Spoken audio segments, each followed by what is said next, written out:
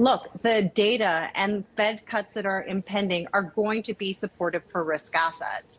Also, look at the earnings. We still expect 11% earnings growth for this year and 8% earnings growth for next year, which is what is translating into our 5,900 target by the end of the year. I would say there's one more important point here, and that is when you look back historically, the S&P has rallied on average by 17% after that first Fed cut. So we know what's happening on September 18th, and we're priming for that. So we think 5,900 is pretty realistic for the end of the year.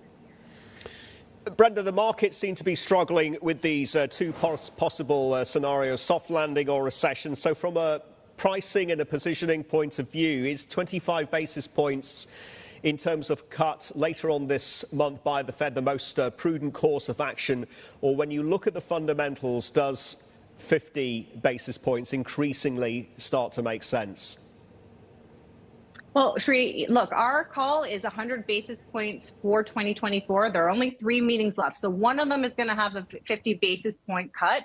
Whether or not it's September 18th, I'm not sure. I actually think that the Fed is going to make this call at the 11th hour, which is why I think there's going to be so much focus on this week's CPI numbers.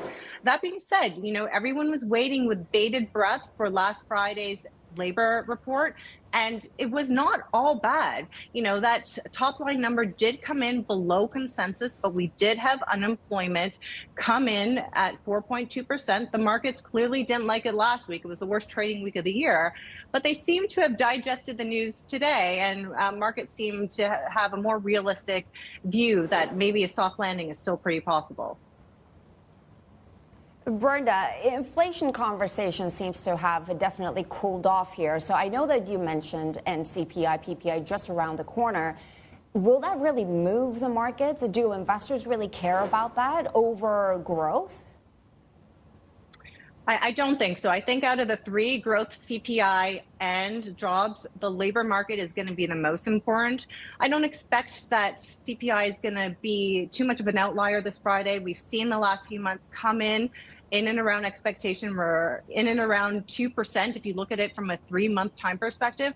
So I agree with you. CPI and particularly PPI will dictate what the next PCE number is. But for me, I'm actually going to pay even more attention to the jobless claims number, because that weekly number seems to be creating a little bit of a headache because, again, I think that labor and jobs numbers are really the focus.